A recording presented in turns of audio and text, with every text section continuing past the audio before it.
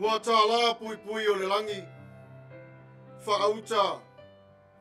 Wava noa whaituto ai le langi. Se sila mai moa le tangata i le whaalio mamalu mapa ia o le atua. Olo i le langi ma le lalo langi nei. Awa walolo uma i le li e to tasi o lo tātou watua. O pēsenga ma vi inga. O whane ne inga. Masa awhia whinga. Si siva ma aleluia. Awa o le atua o lo te o ie le no whaari i sili sili ese. O le tumutumuna le alo tātou ne yola wha atua tua. I le wha maoni. Wha talitali i lona alofa tu noa. O le mea lea. Si whawhanga le tai ao whaue. O Maia. Tātou Tapuai atu i le atua.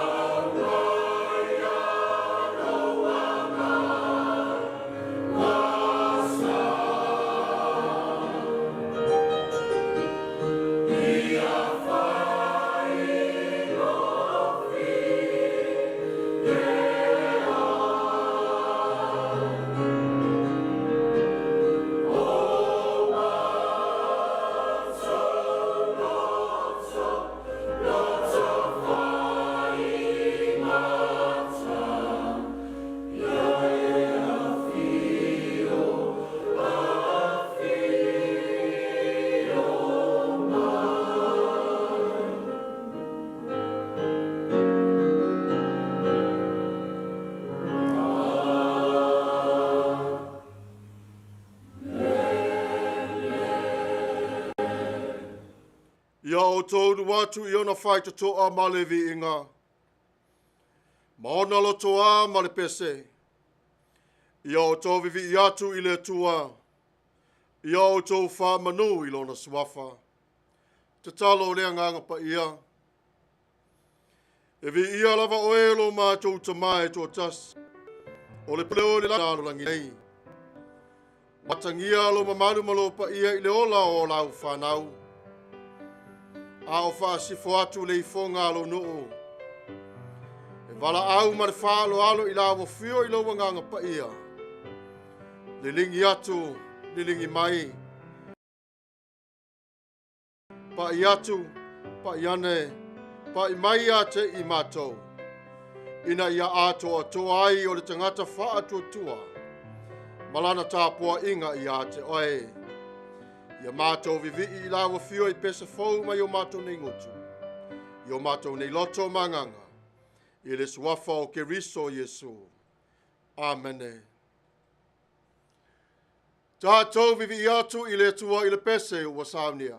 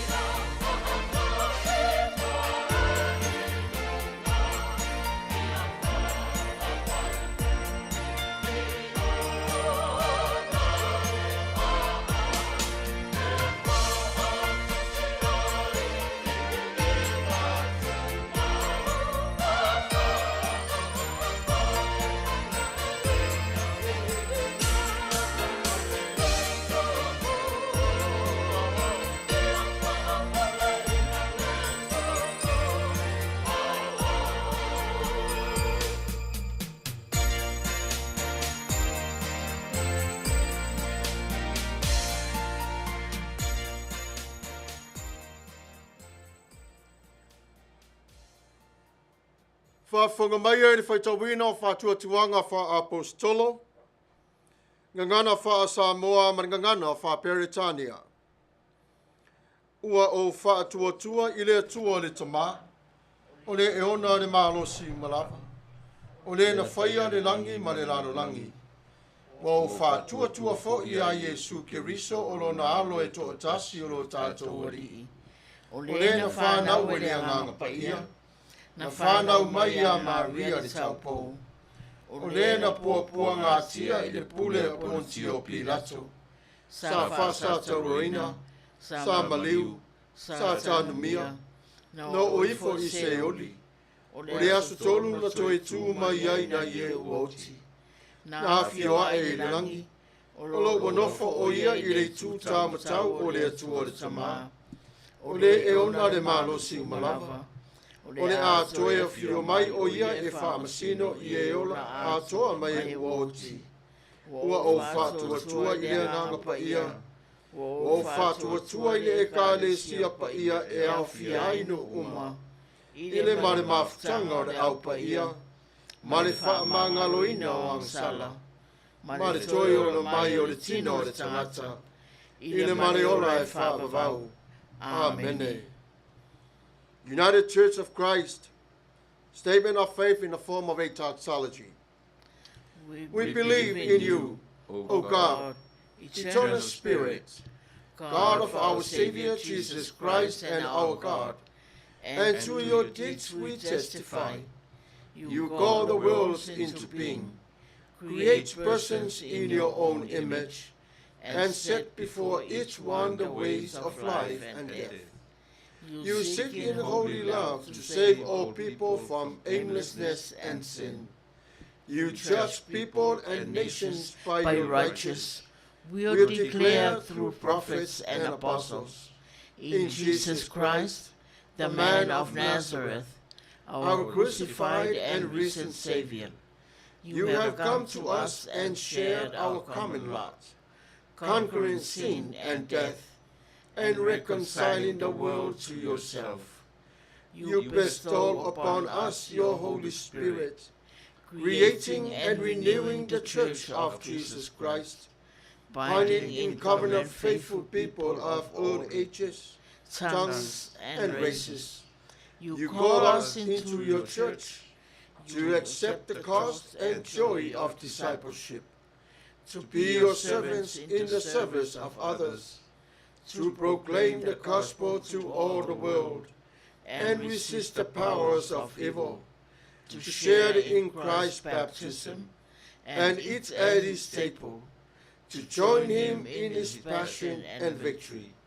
You promise to all you trust you forgiveness of sins and fullness of grace, courage in the struggles for justice and peace, your presence in trial and rejoicing, and eternal life in a realm which has no end. Blessing and honor, glory and power be unto you. Amen. Tatou te talo. Ma eu lelele yo la wa fiore tuae. Lea ua so opou le fale na singata. Wa e tai ina mai lo la tu soifua i le manuia o la fio. Ua pua ina le la o la fio. Ma ua malu ma ua pa iai o le langi ma le laro langi nei. Ona ua mamoli mai a wa fionga pa ia. Na e alofa mai i a te i mātou. A o mātou wanga sala pe lava. O lo alofa e tu mau i lo wanga le lei. E le ngata, lo alofa e whaawa wina pea i a te i mātou. Ioe, mātou te whaafetai le tuae.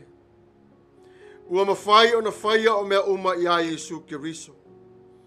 O mea lele iai o lo mātou nei o la Tapuai. I le mātou nei sāvalinga i le whaatuatua. Le ola vivii, ma le ola whaamanu i lo suafa. E ioe, e whelanu ranuai i le tangata. Ai Tumau pe lava o lo walofa. O alo walofa e Tumau. A tō mai timu o le nei o langa. Taimi ua le lei. Taimi ua le solonga manuia. Ai wha malu malu pe lava la ua fio. O le wha ai longa leo alo alofa ia te I mātou. E te la vea I ma wha alafi e lilo ia te I mātou. I lalo I o au mamana.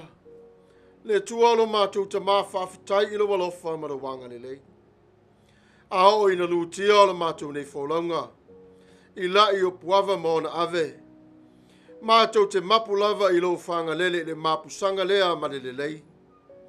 A o alu le nei whaulanga whātasi ma la ua fio. Lima tai tolo ina I mātou. I so se ala lava mātou te uia. Wai ese lo mātou nei vala awina ma ia te oe lo mātou tamā. Ia mātou, ona te talo ma vivi I pe lava I la awa fio. A o iaio I mātou le nei o la fau lo mātou mataie. O lo Alofa e ona sai. Maanga malu. E le losi le Alofa. E le mita vale le Alofa. E le whawhewheteina. E le ami o ngatā. E le sa ilia lava ia na mea. E le whaingo fia fo I a te oilo mātou ni yola. Ai FAITAU wina le ia te I mātou. A wao nei mea umalava lo mātou wali ie. Wa e tā pena mo wa e whaamatale na ai o lo Alofa e Tumau ia te I mātou. Ia mātou sāwa vali le fia ma le whamaoni. A wao le alofa lea ma ia te oe. E le se me ngata mai ai lo mātou nei whaatuatua. Wana o la wa fio lava o le ngata anga, le pua ina lo mātou nei o la wha moe moe. Mai I le mālosi mo la wa fio. Ia ia te I mātou pe lava le ono sai. A o whātai tari I au ngā luenga ma mana lo mātou tamā. E whawhitai o la wa fio. I le suafa o Yesu Kiriso. Le tuai. Na whaia lo mātou loto. I lautu la whono Paia. Ma o mātou MANATU-AUTU. Mātou te ola I le tu la whono. Le li ie. Ai pangalea. Mo whainga tā I mātou na TUSI. Whai loa mai ai loa le mālosi o le tu la whono. Lo mātou se ma le wha le tonu. O anga sala ia wa afiai I lo mātou ne yola. Mātou te le sao lava I le whaamasinonga o le anga sala. O wau le a whaamasino na awa fio ia te I mātou I le Alofa. Ma le whaamaoni, e te ave esea o mātou nei leanga. Ave ese ai o le pongi sa o mātou o na muri ai. Le maasiasi, ua pua o ai le vaai. Wa le whelanu anuai lo mātou nei yola. Ai ua whaatala le ma le mingau. Le li ie. Wa le ilonga se vai mātou te whao fina. Ai ua whai lava le malosi. Wa o le polonga lea ma le angsala. Ua ta feo o manatu. Ma le loloto. Ona o le mafau fau o le tangata. Ia te ia lava mana ia folanga. Ai ngalo I le tangata. O lo iai le fili le li ie. O lo whai mwhasa la vei I lona ola. O whapela wai fo le tangata I lona lava I loa ma lona sila fia. O mea umalava o te whaia. O lo le lei pia lava. A wale sa iri o le tangata whātuatua po le tangata I le whātuatua ia te oe. Le tuai, au Maia le loto fau ia te I mātou. Au Maia lau pule ia te I mātou. Ave ese o se ma wha le tonu. Ia whina Alofa la wa fio. Ia ola lo mātou ni tangata vai. O nei mawhatianga, pua ngā, o mai o ngase le li ie. O mea o mātou whiri lava o mātou wāwhai nai. O lea e wala au atuai I la wa fio wha mole. Wha ngalo ia te I mātou le toto Yesu Kiriso. Vi ia oe le tua le tamā. A wā Yesu Kiriso le tali mo I mātou. Manu I mātou le li ie mātou te le au ria mai o le ni asu. A o la wa fio e wha maoni. Wa e whai o le neitongi ola mo I mātou. Ina ia maua e mātou se mafutanga ma oe le tuai. Ioi, wa e wha mangalo ina o mātou ni ang sala. Lea mātou te vivi I ma whawhitai atua I la fio. Wa le ngata le toa tele, awa tai tō tasi le tua alo mātou tamā. O na mātou manatua o lo alofa ma lo wanga le lei a te I mātou. Le tuai, e le aise tase whātu salia ma oe. Ia li lingi mai pēo wha manuianga I a te I mātou. Sa moa mana na whainga mālo. Te tuila ma manu ala na whainga mālo. Ne lalo langi a toa le tualo mātou tamā. Olo e sila fiaro lātou si o si o manga. Le lingi e lawa fio le wha manuianga I a te I lātou. Ma mao popo ngā ma whaingata. A olu I le lei no tā ua ma mawai le vi ingo lawa fio. E le tau mato le mātou nei wala au I lawa fio. Ia e whaia tu sai ma lo wha maoni. Le tualo mātou tamā Paia. Mātou te wala au. Iniso lau e kāne siama le nanalangi Atua. Olo ofu I lātou I ngase whaingata le ie. Awana o lawa fio e mawhai ona e tō ese o nei ofu. Ai ta ai o lātou whala sa mamai ai. Ma wha sa vali I lo lātou a inga I le Manuia. Le tualo mātou tamā. Au na tofi o le ne yaso. Ia iai I la wafio I a te I lātou. Wha wina whanganganaina la wafio o lātou lau lo whaiva. Momoli lo fina ngalo I lau whanau. Wha fitai lo lātou tāpe nanga le ie. A wale ne yaso ma la wafio. Yo e. Sa whawhita iai I lātou le taimi o le sa ili atu I la wafio. Ai sa tu maupe lava lo lātou wha atua tua. Lea o le ata uasuina ai o le ipore vai ma le ola. I whata FAITAU langa o le atu tu lai I lātou. Whainu I ate I lātou le taimi sa ngalalai. Wha I ate I lātou le fina ngalo o lo malos. Ia whaatasi le nganga Paia ma I lātou. A fio le nganga Paia. Malulu wina upu o le whawhalanga o le ni aso. Ia vi ia lava oe lo mātou tamā. O nisi o mea I o tā ua I lo mātou ne te talo lo mātou wali ie. O lātou inatu I o au mātou te tali tonu ma le wha amui moe. Le wha tua tua o la wa fio. E te talia ina mai I le alofa ma le anga lei. O lea o la mātou ne talo. La mātou ne I o lenga le li ie lo mātou tamā. Mātou te vala au atu ai I la wa fio. I le suafo Yesu Keriso. Amene.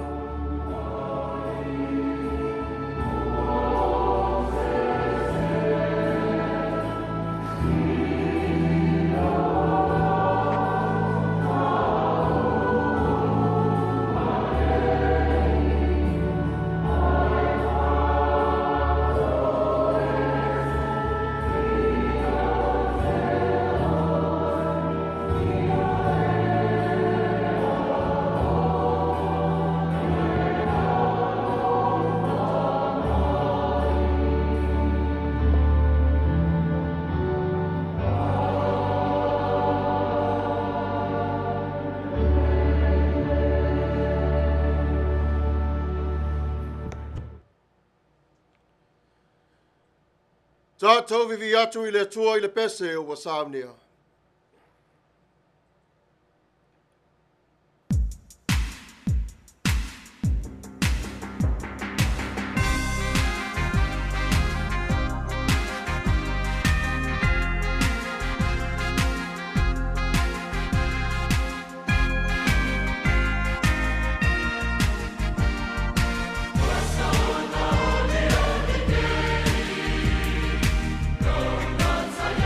Yesu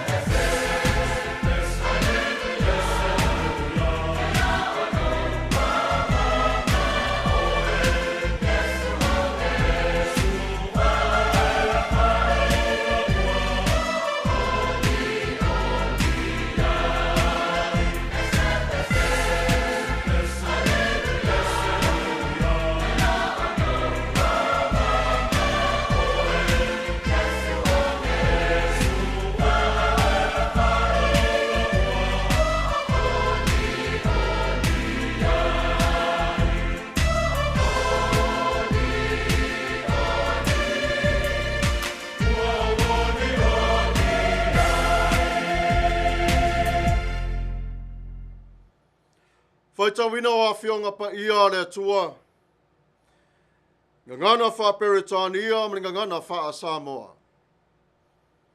Reading of God's Word in English dialect and Samoan dialect. Our Bible reading for today will come to us from the New Revised Standard Version.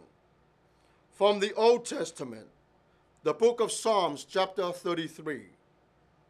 I am going to read the verse 1 to 4, but today's topic has to be read the whole chapter to itself. Let us hear the word of God. Rejoice in the Lord, all ye righteous. Praise benefits the upright. Praise the Lord with the lyre. Make melody to him with harp of 10 strings. Sing to the Lord a new song. Play skillfully on the strings with loud shouts. For the word of the Lord is upright, and all his work is done in faithfulness. Faitauina o Fionga Paia le Atua maningangana fa Samoa. Mai ni whenga inga tuai. Lau TUSI Salamo tolus fumaratolu. O le au faitauina nao ni whai upu mua e whangata mai i le wha. Faasifo ngā Maia. Ia Fionga Paia le Atua. Ina pepese ia i le alii o tau o ea mi o tonu. I ono lava i he wa mi o sao. Ona vivi i atu i ate ia. Ina vivi i atu ia i le alii i le kitara. Ia whai pesenga i ate ia le nā pele se fulu o nā manoa. I nā pepese atu ia i le alii i le pese fau. Ia o tau tāma lie ma le leo fia fia. Awa e sao lava le a fionga le alii. Ua whai e fo ia na ngā ruenga uma i le wha maoni. Wha Manuia mai o le Atua i le FAITAU wina o ana Fionga Paia. Maia Tumau pe lava o lona vi inga e wha lava. Amene. O le au wha o ngā ina o le whai upo e whai mata iala o le Tatou launga o le ni aso e wha pea. A wā e sa o lava le a Fionga le alii. Ua whai a fo ia na ngā luenga. O ana ngā luenga umalava. I le wha maoni. Ona whai mai lea o le MANATU-AUTU o le launga le ni aso. Alofa e Tumau. Alofa e Tumau. Mai lava i le lautu se Salamo mua se i o atu lava i le tolu se furu mane lua. O le tasi lua. Mare se fulu. E le tusia e tavita. Ale mua male lua sa whaunga ina e tavita. Mo le wha manuianga mo le vi atu i le Atua. I le ta iala o pespesenga i le Atua. A le telefo i ona tu singa o le vala au atu i le Atua wha mole la vea i mai. O te fia a vea oe. Ai hape a o sulu wha i atu i ate oe. Leli ie, ua turi loa mai a oe o fili. O fea oe. O fea la o te olai. O na o mai lea i le tolus fuma le lua la tu se Salamo. Fe mai le whai upo se fuma le tasi. I nia o tau vivi i atu i le Atua. O na ilo le fasile whapea. Se hao la vivi i e tangata i le Atua. O na ua wha mangalo ina i le Atua o la tu wangsala. Ai toi wha manatu mai lava. E whai upo le fuma tasi. I na vivi i atu ia i le Atua. I le vāra tolu lua ma le tolu wha. E le se pese. Wha pefela o na vivi o tangata i le Atua. Tu Omaia i loa ma Salamo e tolu sfuma le tolu. O le pese mua leo tangata Israelu. Wa vivi atua i le Atua. O le Salamo mua fo i le o whaonga ina ai o le kitara. Nā peli. O mea whai whaeli. E vivi atua i o le tangata i le Atua. Ai ua whaia i le Atua. Ina ia fia le loto o le tangata. Ai le ngata fo i lea. E fia whaalongo fo i le Atua. I le tā leni i lona tangata. Vivi i Israelu i le Atua whaafitai i lo Alofa munu wanga le lei. A whi mai ar whai upu mua le lau tusi lea e tolu suma toru. Ina vivi atu loa i le tua. I le a. I le pese fau. Le vi inga o le tua e te tauai. Ioi. A tātou vāwa ai le whaasalonga o ngā ruenga le tua. E afua mai le upu o le mana malona malosi. E wha maoni le tua. I a te ai. O aso nei. Wai a te i tātou le pese fau. Wa tele fo i mea whai whaili wa tātou whaonga ina. Na whaia e le tua. Ina ia whaanga e tia ai o le loto o le tangata Tapuai. Ai o le whaatusa le nā, o le vaaia le tua i lo loto ma lo nganga ma lo fatu. O mea whaili le nā o lo vaaia i le tua.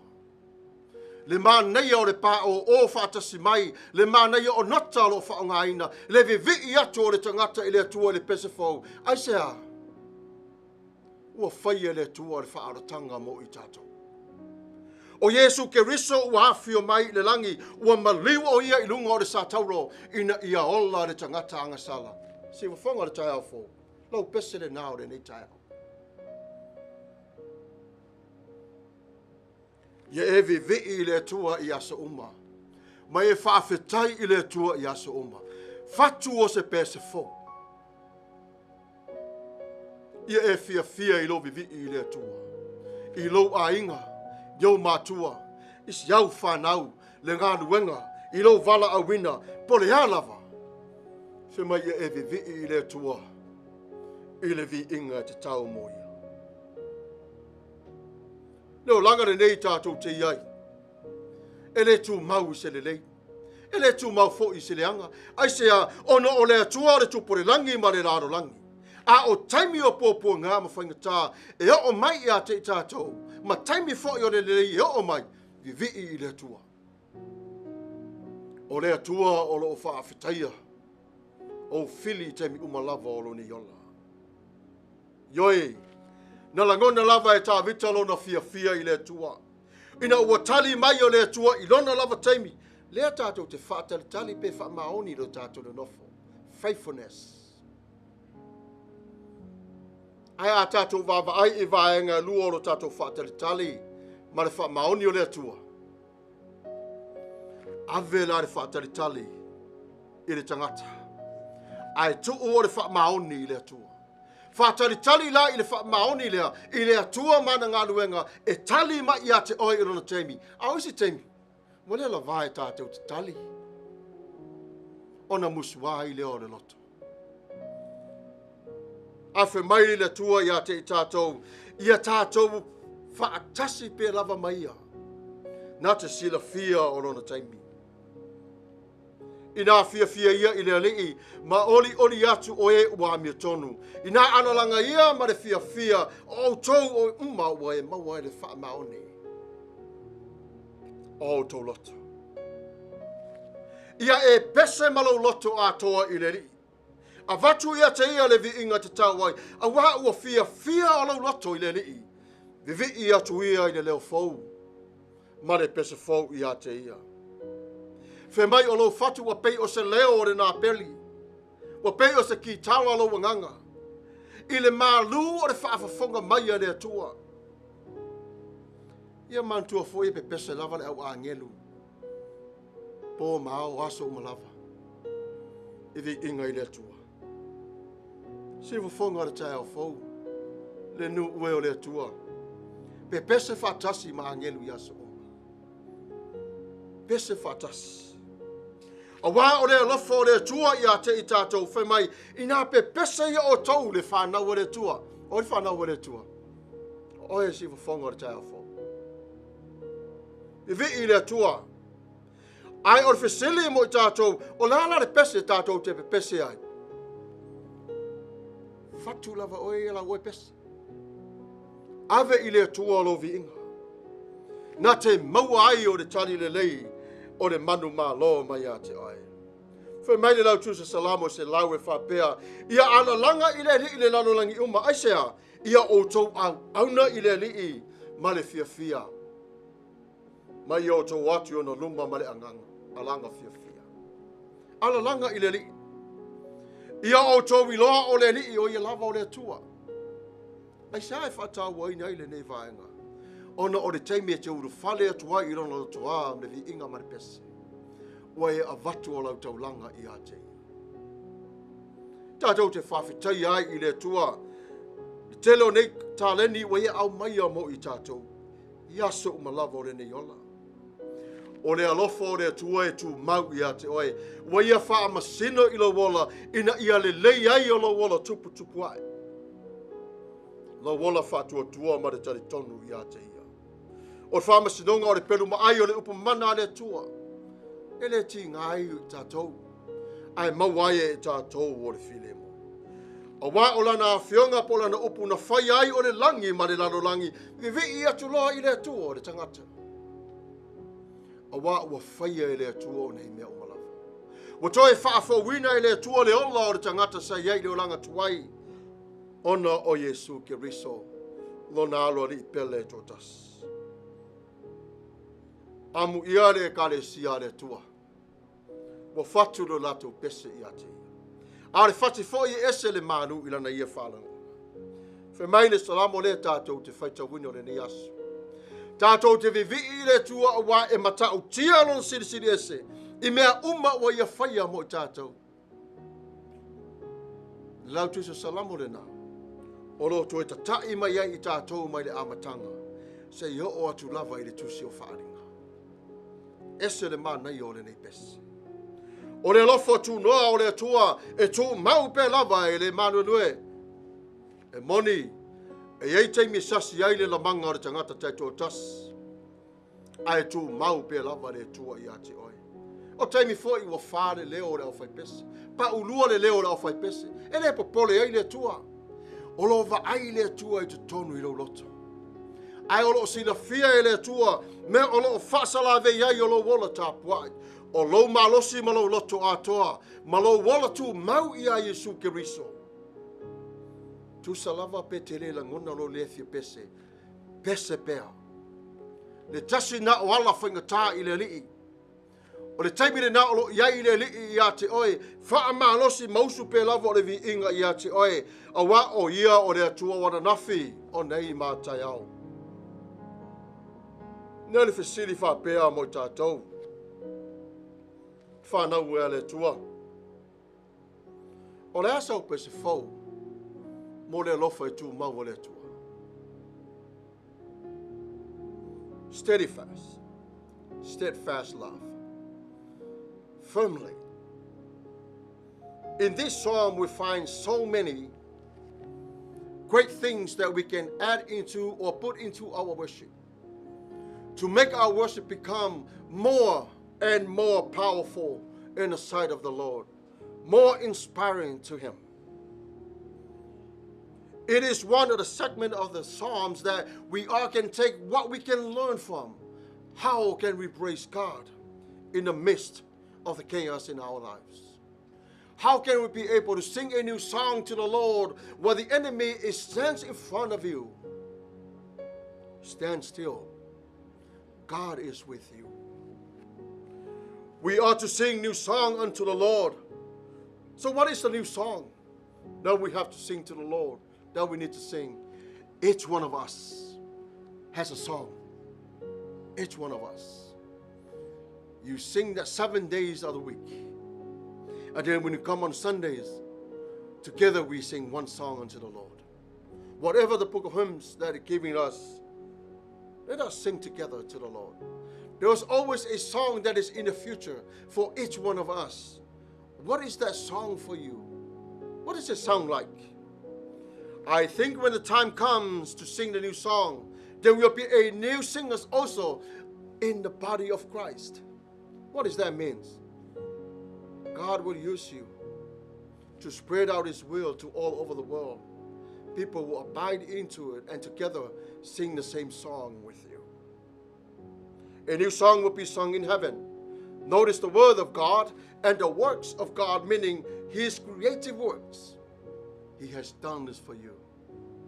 Forgiveness and the blessings of a human being or of a man and a woman comes from God. Therefore, what is your song like today? Is it going to be titled, Steadfast? Love? It's up to you. Make a new song unto the Lord. In Jesus' mighty name. Amen.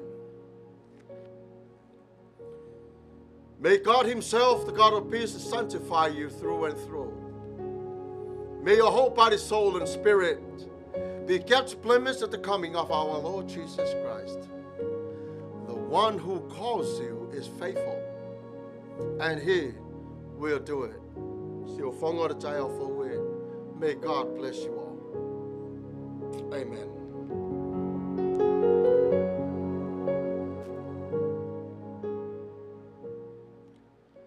Tatou vivi atu i le tua i le pese o wa Sauniga.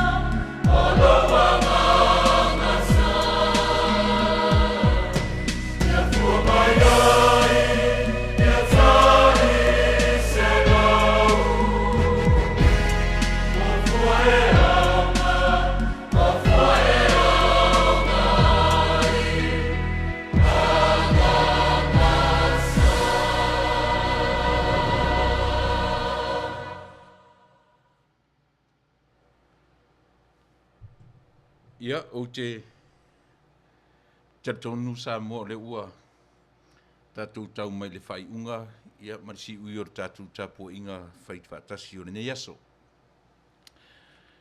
Ia te au lewa mat whalalo mo le tuanangang whaftai, ia te oe sa mo o mwhai on tatou tapo i whatasi.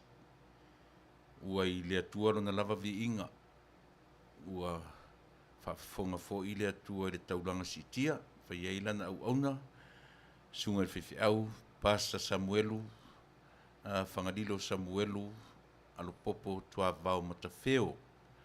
Ia e pei o ia lavoro fea ngai ma Sauniga Lotu ia sosate tasi tutonu o le tatou ofisa whaasala lau nei.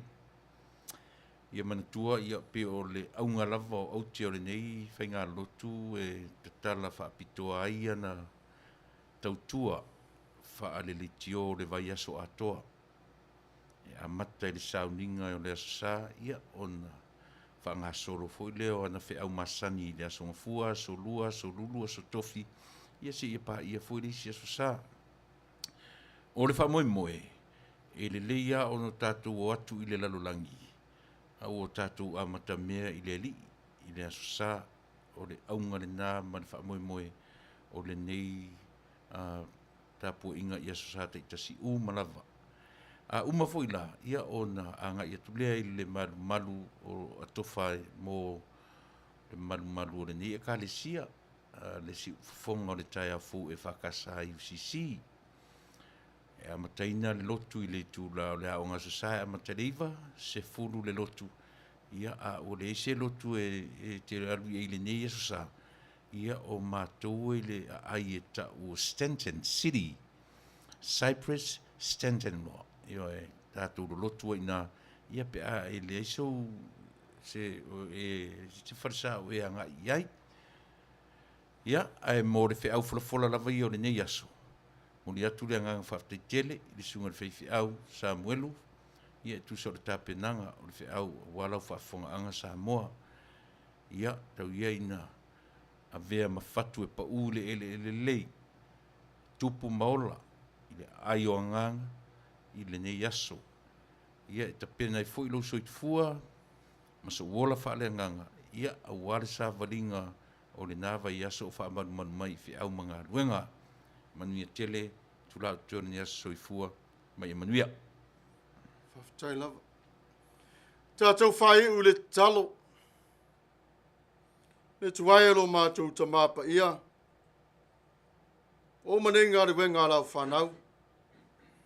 Ai o tula toa. O Alii. O ewa e whiriwhilia o ave whi au o le ni aso. Taito o tasi la o fio mai i la tau. Ia pua ina le sau malu mai la o fio. Mana vaina e la o whanau. Talia i o la tau loto o manganga. A walo walofa e Tumau pe lava i ate i la tau. I le suafa o Yesu Kiriso. O lo mato wali i malo mato whaola. Amene.